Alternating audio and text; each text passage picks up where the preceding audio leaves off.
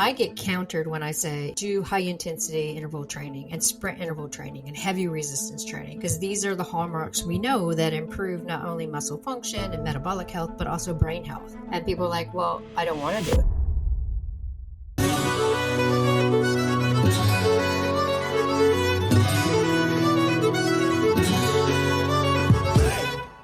Dr. Stacy Sims, welcome to the podcast. Hello, and thanks for having me. We are just across the ditch from each other, but you wouldn't know it to listen to us, right? I know. We're like on the very bottom of the world, but we don't come from this area of the world. Absolutely. So what brought you to New Zealand?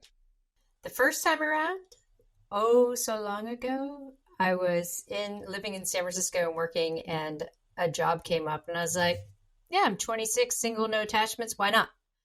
And I moved down here and I did my PhD and I got married. And then I moved back to California and worked at Stanford for a while.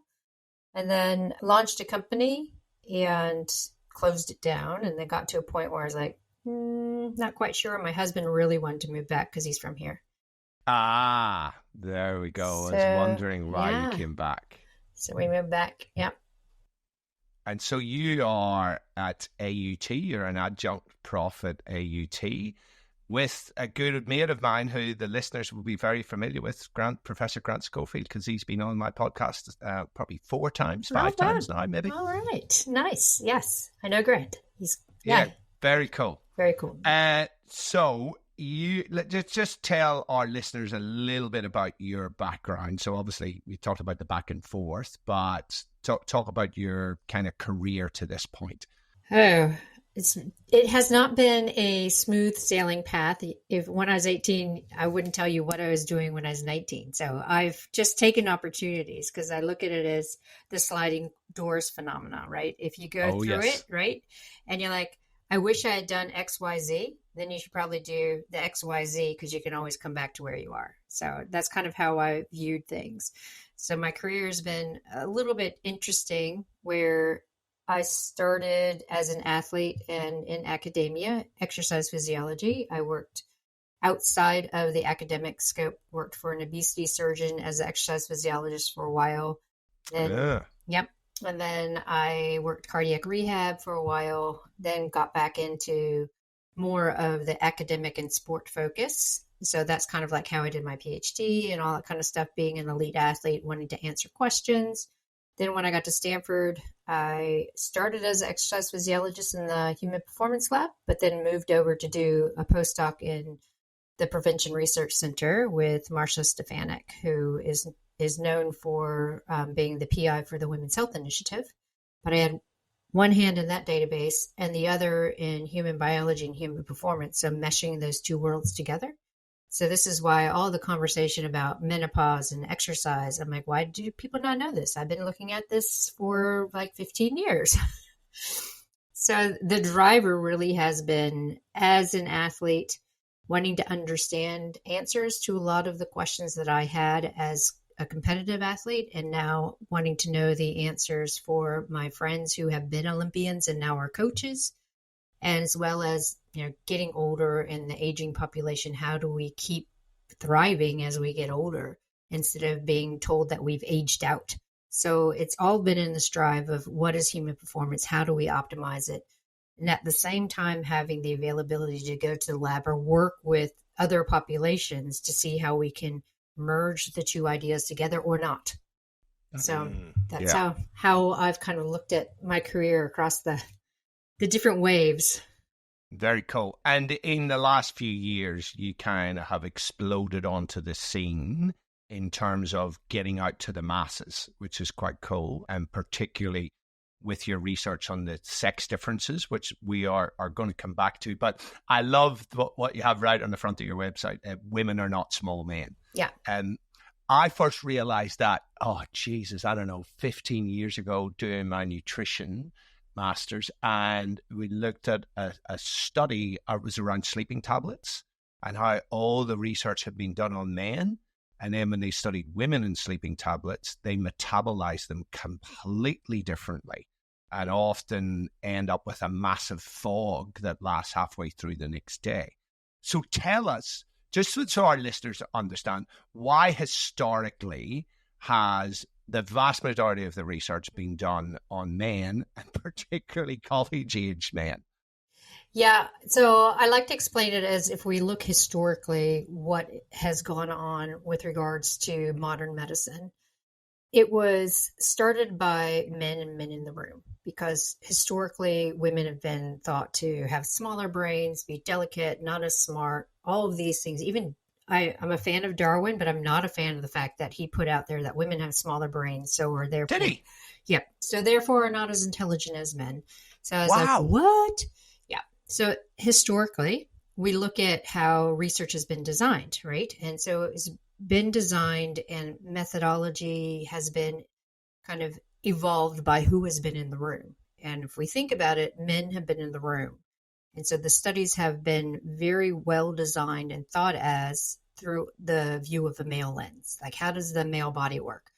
Men don't have menstrual cycles. They don't have pregnancy. They don't have perimenopause. They don't have menopause. So none of that came into the equation. None of it came into the methods. So as we start looking at the gender data gap and we start looking at the lack of robust research on women, it's because of this historical thread that keeps being pulled through even to now, 2024, where we're still seeing an incredible gap in the research and the outcomes. And now as we start getting more and more into AI and how AI is learning and learning from the existing data is perpetuating that gap. So historically, we've been aware of it, right? Sorry, is that, Stacy, because AI, all it can do is troll through historical data, and the vast majority of that historical data is men. So the stuff that AI is coming up is male-centric. Yes, which worries me when we start seeing companies like Thrive in the US that's using AI-driven information to push out to women and to understand what are these diseases that are coming on and how are we supposed to accommodate for them, when they're missing the mark on things like cardiovascular disease, which presents differently in women than men, and autoimmune disorders that have a higher incidence in women than in men. So if the data is not taking into account sex and ethnic differences, we're creating a greater gap. So historically, we've known, we started putting a fix to it, and we're seeing this upsurge of really good, robust research on women. But then we're having this whole AI issue that's coming in that's perpetuating the lack of closing this gap. So I'm hoping the pendulum swings the other way and we land back in the middle where we start going, okay, we see XX versus XY, and then we have other perturbations of our chromosomes that affect different diseases different ways. So, yeah.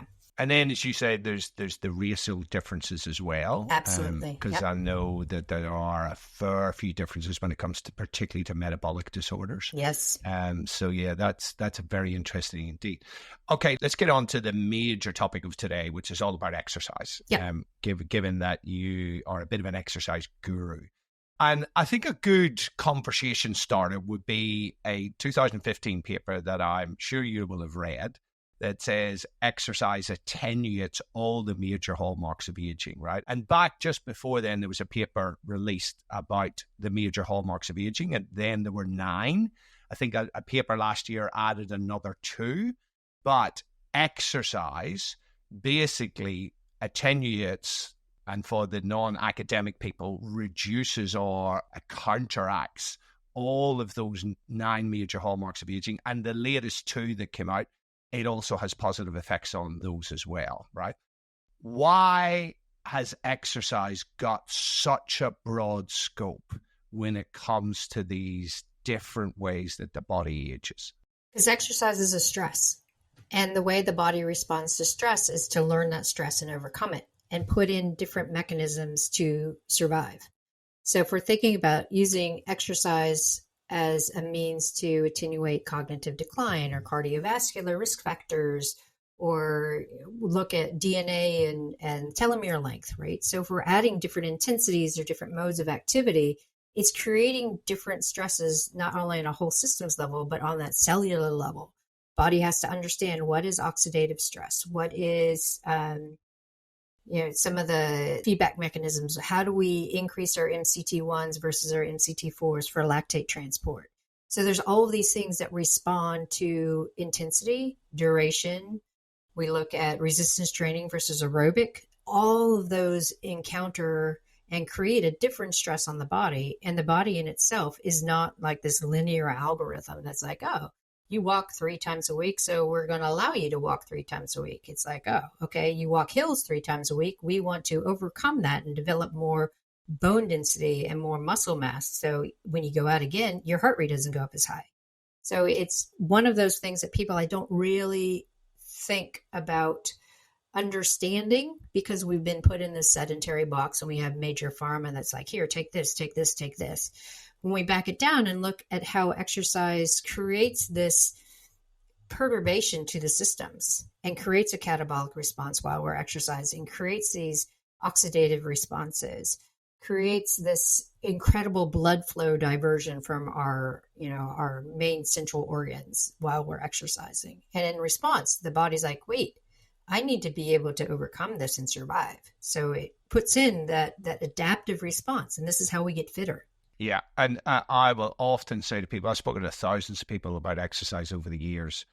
Some people go, yes, I love it. And others go, I don't like it because that makes me uncomfortable. And my response is, it's supposed to be bloody uncomfortable. Right?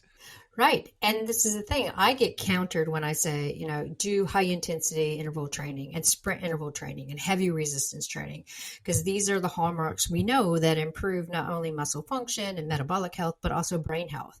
And people are like, well, I don't want to do it. I'm like, you have to challenge yourself. We're not designed to sit in a chair in 20-degree Celsius rooms all day, every day.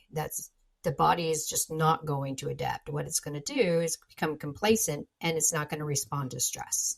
So, yeah. There's a quote that I will often use from the Stoic philosopher Epictetus that I think you're going to love if you aren't already familiar with it. He said, we must all undergo a hard winter training and not enter into lightly that for which we have not prepared. And he was talking about life. That's perfect. That Isn't is, it? Yeah. That is, yeah. Okay. I'm going to put that on the website now. Yeah, nice. That. Yeah. I'll send that through. I thought you'd like that. So when I did my master's in exercise science 30 years ago, I'm showing my age here. No, don't do the math. Yeah. We were taught about myokines back then, right? Yeah. And the understanding of myokines back then were that these are molecules inside the muscle that help to take glucose and fat and turn it into energy for the muscle for cellular muscle contraction. And then those myokines then help your muscles get bigger, faster, stronger, right?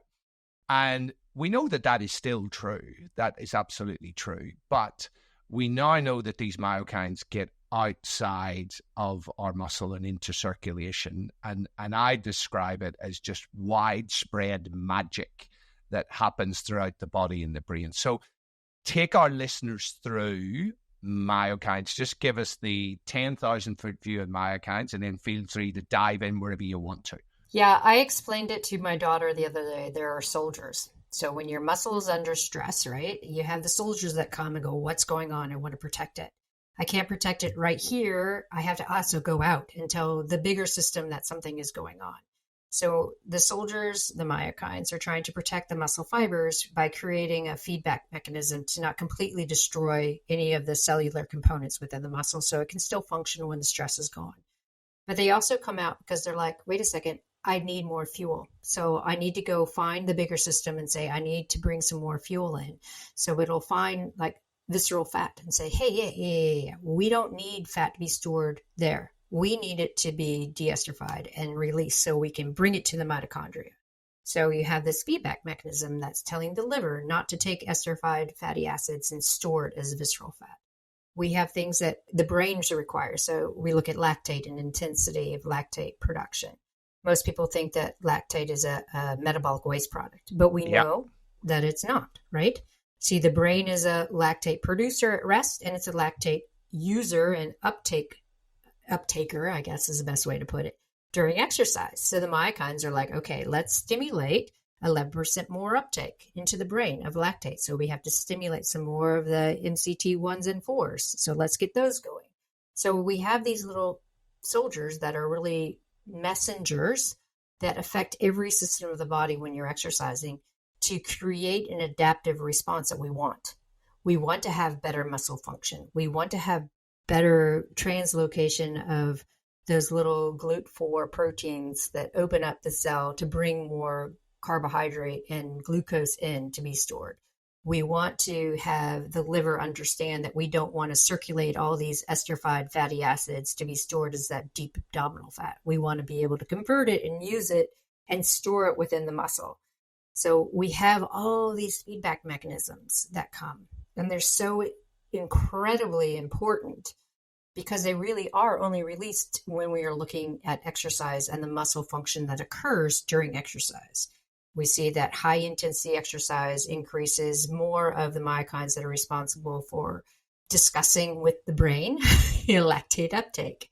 We see that super high sprint interval type training, so that super high intensity, creates more of an epigenetic signaling and change to translocate more of those GLUT4 proteins so that we have a reduction in insulin resistance. So there's so many things that occur with these signals and these little soldiers that do their job so well. There's a few things I want to double click on in there. The first one, let's just take the last one you mentioned, GLUT4 protein. So I remember finding out about these things and, oh my God, they're so cool, right? And the way that I sort of explain it to people is the way that glucose generally gets into the cell. It's, think of you're trying to get into a nightclub and there's bouncers on the door, and the bouncers is basically the insulin receptor, right? So it would use insulin to get in. But then when that's full or that line is just jam-packed, you can actually sneak around the back and get in through the GLUT4 door, right? Right. Talk to us about why this is so important, particularly given the high prevalence of diabetes, and then the cousin of diabetes, type 3 diabetes, or Alzheimer's disease in the brain. How does GLUT4 play a role here? They are specific proteins that when we see the muscle needs more glucose for fuel, that there's that signal to, okay, let's translocate these little proteins from within the matrix to the cell membrane. So when it gets translocated, that means it comes to the cell membrane, pokes a little hole through, opens it up, and it's like waving a flag going, hello, glucose, come on in. So we don't need insulin. And for women, we see there is estrogen alpha receptor or an estradiol receptor that also signals that to happen. So this is why we start to see that insulin resistance occurring when we are hitting late perimenopause. So interesting. When we start having a decline in our estrogen, we are not stimulating those receptors. We're not getting as much feedback for those GLUT4 translocation, which is why, again, we look at high intensity work that uses a lot of glucose to translocate more of those proteins to that cell wall to bring in more glucose without insulin. And is that one of the reasons, that drop in estrogen and that little pathway of glucose into the cell, is this one of the reasons, and we'll get into this more in detail later, but is that one of the reasons why women tend to put on weight when they go through menopause? Is that one of the causes, that it's more insulin resistance or just a rise in blood sugar? Part of it is insulin resistance, but the other is the anti-inflammatory response that estrogen causes. And when you drop estrogen, you have a little bit of mitochondrial dysfunction. So now you're having extra free fatty acids. And then when you have extra free fatty acids, their circulation becomes esterified, right? And so you get those esterified fatty acids that then get picked up by the liver. And the liver's like, okay, we're going to store you in and around the organs as visceral fat. Visceral fat. Yeah. Interesting. So it's a combination of the insulin resistance.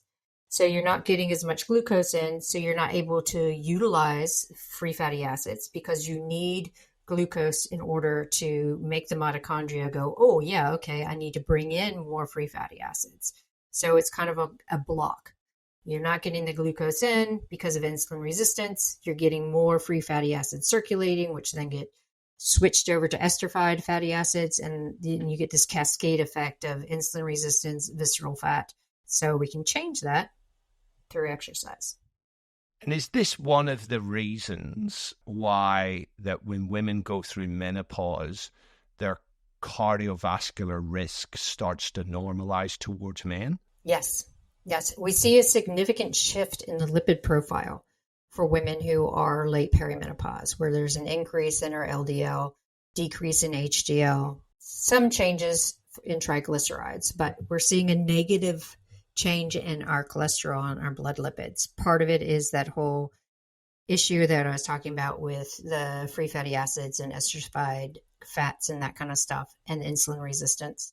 And then as we're having that downturn of estradiole's effect on our cell and cell metabolism and anti-inflammatory responses, we start to see cardiovascular risk factors across the board increase, not only from the lipid profile, but also cardiovascular function. We see a decrease in our ability to have normal blood pressure because of endothelial function that's controlled by estradiol.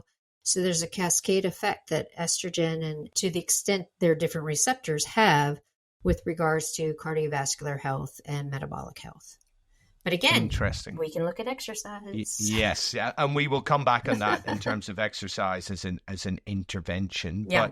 But let's now, I mean, we use the lactate as an intro here, but let's talk about more generally the role of exercise and brain health. Because I first came across this, when was it I started doing Filex? Maybe 10, 12 years ago, I first came across BDNF with a paper by Mark Mattson and started diving into that, and then just started really talking about the impact of exercise on brain health. So give our listeners the overview, and then again, feel free to dive in wherever you want. So why is it so important for brain health?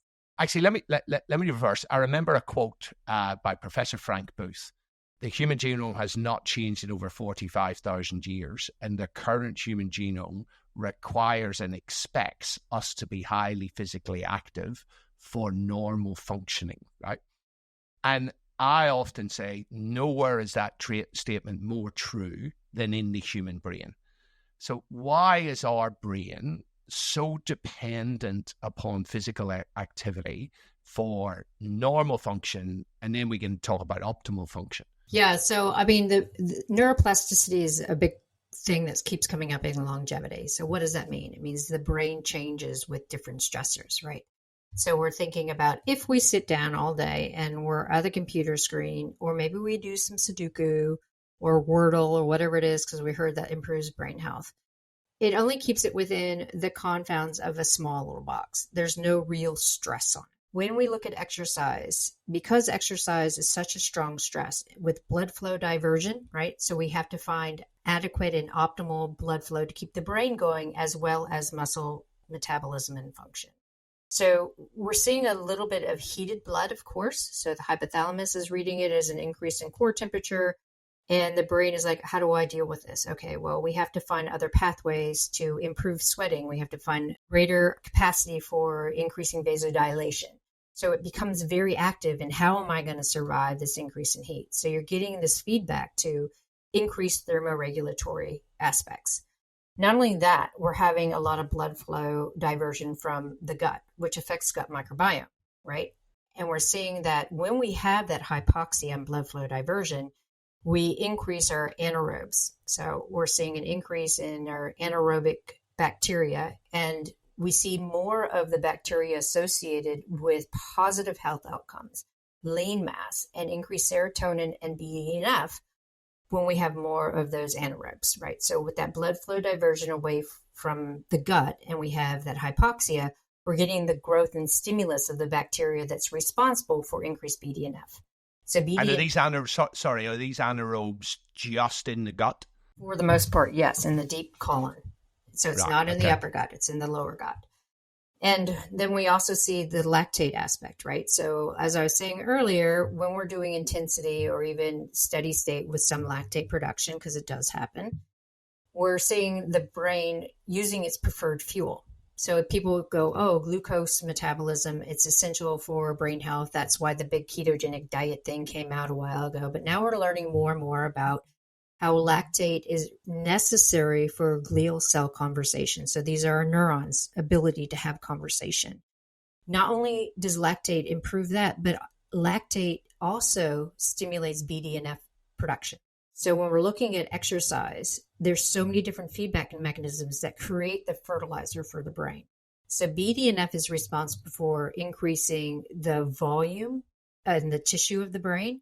But then we also look at things like resistance training and the neuroplasticity that occurs, which increases the gray matter conversation, right? So we're looking at more dendrites that are having conversations. And so we're putting down increased pathways of conversation, which improves brain health. So when we're looking at brain health and exercise, it's important to do both aerobic and anaerobic activity, more so anaerobic for women because we are born with less glycolytic fibers. So we have to keep training them to produce lactate. Right. Yeah. And then we also have to look at resistance training, both men and women, to keep that neuroplasticity and keep the gray matter in those conversations. Very interesting. And there's an independent mechanism for BDNF production in the brain. I know lactate does a bit of ricin. I don't know whether Americans pronounce that irisin or whether you say aricin, but that also that's a myokine that also stimulates the production of BDNF, isn't it? Yes, it is. It is definitely. And I mean, that's something else where people are like, well, I'm just going to do zone 2 work. It's like, okay, well, you can do zone 2 work for if you're a guy, because you need that. But as a woman, you're not going to get the same irisin, and you're also not going to get the same, I guess, conversation for BDNF and increasing our lactate metabolism. So this is where we start looking at the sex differences that come into play for brain health. I mean, the listeners might be going, geez, why are they majoring so much on BDNF? I mean, BDNF does it. Some people describe it as miracle grow for the brain. It is. That thing that it's like a fertilizer they had in America. Yeah. But it does act like that, doesn't it? It helps new connections between brain cells. It helps you to grow new brain cells, which we didn't think was possible till 1997. And it actually protects the brain cells that you have against damage, either stress-induced damage or traumatic brain injury. So there are drug companies all around the world trying to synthesize BDNF and get it in a pill form to deliver it to the brain. But until then, the best source of it is physical activity. Yeah, and we do see that depending on where in the brain that you're hit for a TBI and concussion can directly affect your recovery because of BDNF. So we see, we're getting more and more research about sex differences in recovery, but also where the brain has been hit the most, like in a concussion, is it a rebound or is it a direct hit? Because then that can directly influence how fast you can recover from a concussion. And they're tracing it down to BDNF, how it stopped and it's being produced again. And so when they're looking at return to play with regards to brain health, they're having to rethink what do we mean by that? With return to play, with intensity. We don't want to hit the brain again, but we also want to encourage BDNF. So do we do that through strength training? Do we do that through low aerobic work? Do we do a couple of 20-second surges? So it all, there's a whole bunch of really cool research coming out in the TBI, mild TBI research, looking at what do we actually mean by return to play and concussion recovery. Interesting. Very interesting. So what's the latest, because my finger hasn't been on the pulse of this for a couple of years, in terms of intensity and exercise type for maximizing BDNF? My understanding, although it's a few years old, is that it really optimizes around that lactate threshold, because obviously lactate is shuttling it into the brain, as is aricin and maybe cathepsin B, but what's the latest thinking on modality of exercise, intensity, duration for optimizing BDNF? Yeah, so Phil Ainsley and Jim Cotter did this really cool study. I think it was maybe 3 years ago, maybe 4 years, because time evades me. They looked at... Is Jim Cotter Kiwi? Yeah. Yeah, I think I've spoken to Jim Cotter before. Yeah, cool. Yeah, he's down at University of Otago. Yeah, cool. So they looked at low intensity, moderate intensity, and high intensity training and wanted to see how BDNF responded to these 3 different levels. Most people thought moderate intensity or moderate intensity interval training would be the best because it's taxing but not too taxing. And they found that with true high intensity work, that was the biggest bang for your bucks with regards to how much BDNF was produced and how long the curve was to bring it back down. So high intensity work is where you want to go. Not only that, but we see that with that lactate production and the increased amount of lactate in the blood, that's what creates that transient increase in the BDNF as your body's trying to clear it. Right. Okay. And in terms of the intensity, which means different things to different people, can you remember off the top of your head what the methods looked like? They were doing Wingate sprints and was 30 seconds on, 1 minute off by 12. Oh, fuck. I know. Not going to get very many people doing that, but that's when, like when you talk about high intensity. That's real high intensity, right? It's that sprint interval stuff, Yeah. So for the listeners, a Wingate test, this is 30 minutes of all-out effort, and it's horrible. It is absolutely horrible. Like because most people think, it's a 30-minute all-out sprint, but your power drops off after 10, 15 seconds, right? So your muscles are already struggling, and it's pretty brutal to do that. And then to back up, did you say a minute's rest? Yeah. Wow. And then to back up, how many repetitions did they do? So they did, I think it was 8 to 12. 8 to 12, right. So that's proper, that's real high intensity. I mean, because a lot of people talk about high intensity interval training, and it's not really high intensity, is it? I explain it to people. I'm like, if you think Orange Theory, F45, CrossFit, your general gym class is high intensity interval training, it's not. That's moderate intensity. If you can go and you're holding your heart rate, up and down for 45 to 50 minutes, that's not high intensity. No way. We're looking at 1 to 4 minute interval with 1 to 4 minute recovery, and that's on the low end of high intensity. For really strong impetus, we want to do that sprint interval training. And I teach people on the assault bike. I'm like, how hard can you go for 30 seconds? With your friends around you, cheering you on. And you have to beat your friends, have recovery, and then beat the meters you got the first time. And wow, that's pretty evil. Because I will do, in the Norwegian 4x4 protocol, which you'll be familiar with, right? So that's 4 minutes of full on work, but you're wanting your heart rate between 90 and 95%. So it's tough. And then you 3 minute recovery, and you do that 4 times. That's a tough workout. I will also do the 60 second by 10. So 60 seconds full on, and then 60 seconds recovery, and do that 10 times. I find that harder, significantly harder than the Norwegian 4x4. I don't use an assault bike, I use a VersaClimber, which is the only bit of equipment that is probably equally as evil as the assault bike, because on both of them, you got all 4 limbs going. Yep. Yeah, exactly. Yep.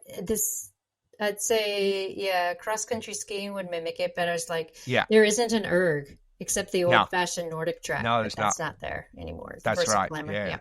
VersaClimber is an evil piece of equipment. I've had mine for about 15 years, and it still hurts me. So the other thing I think about brain health as well, which not a lot of people talk about, is the neurosymphony that happens in the brain whenever you're exercising. I mean, everybody has heard of endorphins, and endorphins get all the plaudits. But as I said to people, your monoamines do most of the heavy lifting when it comes to the impact of exercise. Serotonin, dopamine, noradrenaline, and then you've got endocannabinoids, and you get enkephalins. So I have a theory, and I just wanted to road test this with you, that significant amounts of the mental health issues that we are facing today are that people are just not physically active enough, because they're not producing. If we go back to the quote by Professor Frank Booth, the human genome requires and expects you to be highly physically active for normal functioning. Yeah. What's your thoughts on that in terms of neurotransmitter release in the brain and mood? So, like I said before we came on air, like all day I've been writing about brain health and looking at the newest research, and especially in mental health and depression. And the past, I guess, beginning of 2023 to a study that was produced or published last month was all looking at RTCs on depression. And the common theme that kept coming up is when people are severely depressed, and then they get put into either resistance training or high intensity work, it brings them out of depression, keeps them out of there. So we have to look and say, well, why is that? What is happening to the brain? The one, it's being challenged. Two, like you said, it's creating an incredible uptake and production of our dopamine, our serotonin, and all of the things that encourage a boost in mood, right? And because we're having an increase in neuroplasticity from the stress that they haven't had before, it's creating that adaptive response to say, hey, okay, yeah, I need to keep this pathway because I don't know when I'm going to get that stress again. So it's creating that adaptive response. And we're seeing how incredibly important it is to have that higher stimulus for brain health to bring us out of that depression. Helps with anxiety as well. And then we can talk about like using creatine to actually compound that effect, right? Because we need creatine for all those fast energetics. And we're seeing the uptake and the saturation of creatine is not where it should be optimally because of the poor diet that most people are eating now. The ultra processed foods, the lower intake of animal products that haven't been through the US food system, right? Yes. And I think that is a really important point, the neuroplasticity side of things, because there's a lot of debate about antidepressants. I had Professor Mark Hargreaves on the podcast. He was one of the guys that completely put a bomb onto the serotonin theory of depression and showed it was complete bullshit. You know, their theory was that it's mostly stress and that recovery from depression is a neuroplasticity process. And exercise creates all the conditions necessary for neuroplasticity, right? Which is why we see in the research that exercise beats antidepressant medication, hands down. I don't know if you saw the paper recently on youth with depression, and they put some of them, half of them, it was an RCT, half of them did resistance training twice a week and went into the remission. It had an effect size of 1.7 or 1.8, like crazy. So to give the listener some context, right? Cohen's d effect size, 0.2 is a small effect size, right? Which means it's marginally better than placebo. And we see with a lot of antidepressants, they're 0.2, 0.3. 0.5 is moderate. Correct me if I'm wrong, I'm going off the top of my head. 0.8 is a large effect size. Like 1.7, 1.8, it's crazy. That is bonkers, right? Yeah. If any drug came on the market with an effect size with depression of 1.7, 1.8, it would be an absolute blockbuster, right? It would be a Ozempic all over again. Yes. It would be a Ozempic for the brain. Yeah. Absolutely. Can we do a little diversion into Ozempic? Sure. Your thoughts, short-term, long-term, pros and cons. Yeah, so like I said at the beginning, I worked for an obesity surgeon way before any of the GLP-1s were available. And this was like full restructure obesity surgery. And there were people who came in that were actually still too heavy, even though they were seeking obesity surgery. They were too heavy to be able to go through the surgery, so they had to follow a high fiber, high protein diet. And they lost a few pounds, but enough to reduce their risk factor for undergoing a Roux-en-Y or gastric bypass. I had a mate, exactly the same thing, and he had to lose 20 kilos to even qualify for the surgery. He was 150 kilos and not very tall. Yeah, okay. So when we look at the effect of high protein, high fiber, we see that increase in the GLP-1, right? So when we're looking at Ozempic, and Ozempic is the same, it's pretty much the same as a high fiber, high protein diet, but works a lot faster. And when I look at the outcomes, sure, but it falls into that whole category where there isn't any education around it, right? So you'll get people on it, and I've worked with some who Like one was a nurse who was involved in the research, and she was overweight. And they're like, well, if you're involved in the Ozempic trials, then why don't you get on it? So she got on it. And in the US culture, right, of the insurance companies, she went to go get a renewal. And they're like, wait a second, you weren't pre-authorized to be on this. So then she went to go to pre-authorization, but she had lost enough weight that she didn't qualify. Oh, shit. So then she came off it because she couldn't get it and regained all this weight and was freaking out. She's like, what? Because no one educated her on the incredible amount of lean mass you lose in this weight loss. Yes. Right? Yeah. And how important that is for maintaining metabolic health. So what I find really frustrating with the whole Ozempic thing, one, we have the vanity pounds that people want to lose. Two, for individuals who really do need it and want to go down that route, there also needs to be the education of what kinds of exercise they need to do to maintain lean mass and bone health. 100%. We got to be doing resistance training on this stuff, right? So I always bring it back to, if you remember that movie WALL-E that came out like 2012, it was a little robot. Okay, so there's a little robot and he escapes and he gets into the human world. And when he gets into the human world, all the humans are laying down on these floating platforms looking at a screen, completely oblivious to anything that's around them. And WALL-E accidentally hits one and this guy falls off and he suddenly looks up and around, but he cannot stand up because he's been floating and he's so obese and doesn't have any lean mass, he cannot stand up. So the little robot has to help him back up on his platform. I mean, that is going to be the Ozempic, right? They're going to lose weight, but they're not going to have the lean mass for true function. So as an exercise physiologist, we need to teach people how to train well while they're on it. So then when they can and want to get off it, they can. Yeah, absolutely. It's like the yo-yo dieting, right? They lose a heap of weight, but they'll lose water first, then muscle, lean mass, including bone sometimes, and then they'll lose some fat. And then when they know it's not sustainable, they put it back on. The water comes back on, all the fat comes on, and extra fat, and the lean muscle doesn't come back. And then they're back to their original weight, but they're proportionally more fat, less muscle, which means their metabolic rate has declined. Even if they eat the same calories, they then put on extra weight and then they go again and diet. That's what I see as the future of this stuff, right? But the pharmaceutical industry are loving it, right? Because they're going, well, the solution is just staying on for life. Oh, I know. That's why Copenhagen's whole economic profile has just suddenly boomed because of Ozempic coming out of Denmark, right? And so when we're looking at how much money is circulating, of course, there's a gazillion jobs that have been come up. There's research jobs, there's production jobs, and it all has to do with this pharmaceutical company and the fact that so many people want it and they don't know how to get off it. So it's the idea of staying on it for life. Yeah, which is a brilliant business model for pharmaceutical, right? True. Brilliant. Now, actually, you mentioned something there. We're going to take another little diversion.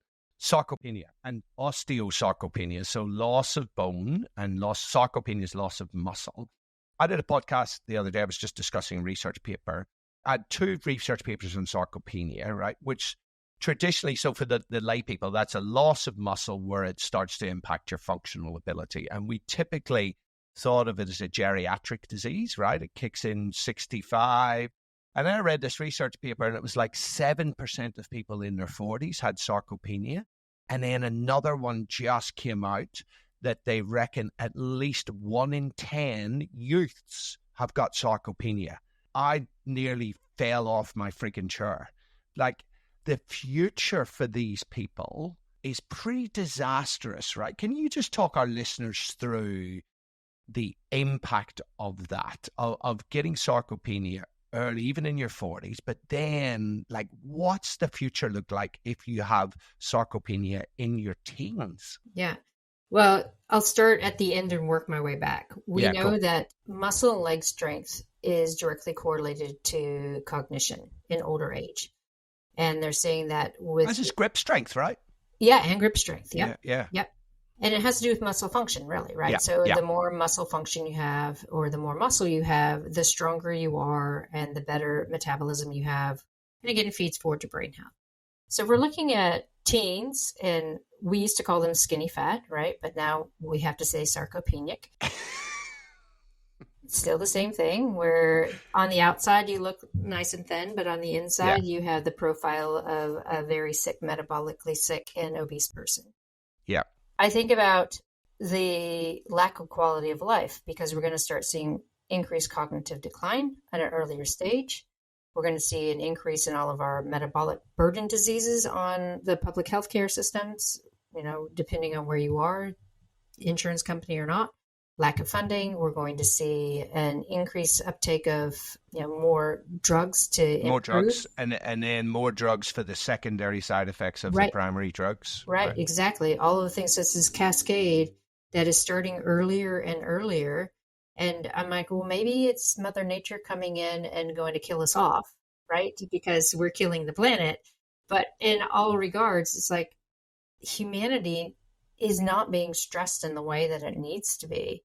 Well, I should say Western society humanity. Because if we think about the whole world in itself, there's this incredible disconnect of there's so much food available, but we see everyone is malnourished. We have malnourishment with obesity, and we have malnourishment from lack of calorie availability. But when we look at the health concerns that come with malnourishment and obesity, it's so much worse than the health concerns that come with malnourishment from lack of calories. Because with the lack of calories, we're still able to have better insulin control. We have more movement for brain health. We have the availability to maintain a better body composition because of the movement and activity needed to find the calories. But when we have the malnourishment with obesity, we're just having this cascade and wide problem of metabolic syndrome, poor brain health, cognitive dysfunction, poor bone density, and both men and women. Osteoporosis is not just a woman's disease. We're seeing significant increase in men, younger men at that too. And then the biggest thing when I tell men is like, also low testosterone, and no man wants to really acknowledge that. But we look at the norms for iron and hormone function. The low end of normal has shifted, where things like iron used to be 50 for ferritin. It's now down to 15 because we're having a sicker and sicker population. So the norms are being norms shifted. are dropping. Mm-hmm. Jesus Christ. So when we try to get someone to get help, right? But you're in the low end of normal. Which 20 years ago was shithouse, right? Yeah. Yeah. And this is what a lot of people don't understand is those blood tests are based on the norms of the population, so they will shift over time as we get worse. But that was a beautiful description of what the future looks like for somebody who's getting sarcopenia early, because as you said, metabolic dysfunction, and then because their muscles don't work well to support them, they do less and less physical activity, then they put on weight, then they're going to end up on Ozempic.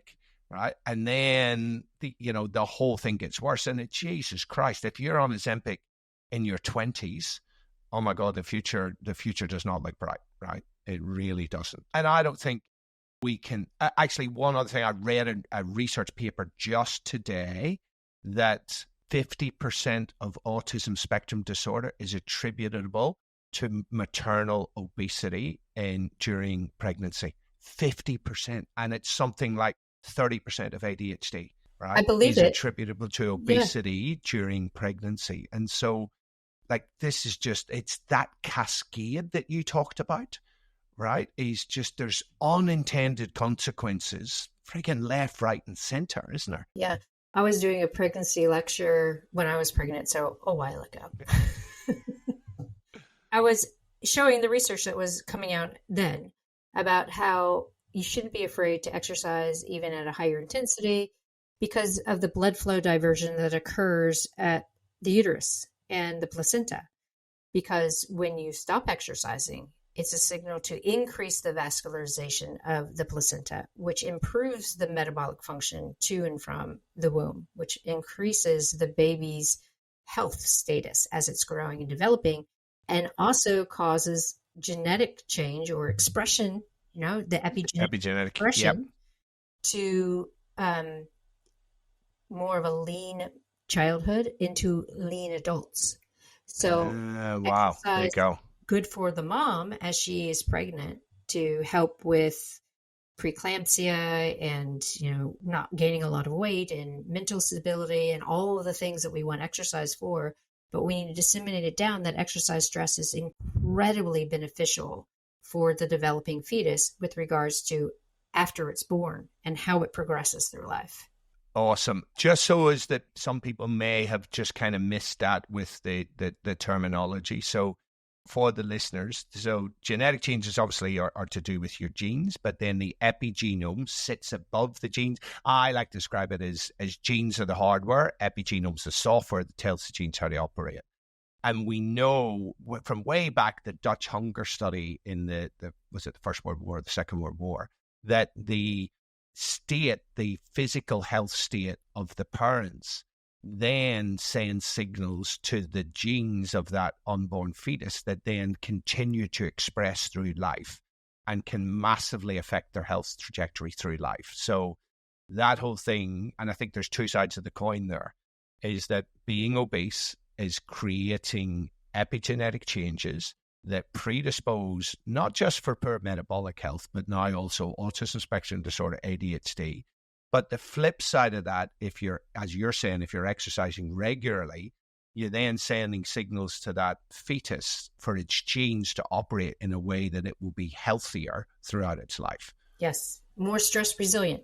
It comes down to the stress resilience and how your genes are being trained to be super stress resilient. And And that's why I wrote a book called Death by Comfort, Why Modern Life is Killing Us and What We Need to Do About It. I see it. Yes. I see it, yes. That's the one. Hey, everybody. At the risk of making everybody very grumpy, this is the end of part 1 of the podcast because there was just so much information in this. We're going to split it into 2, so make sure you tune in next week where there's lots of extra information and heaps of practical advice from Dr. Stacy Sims. Catch you next time.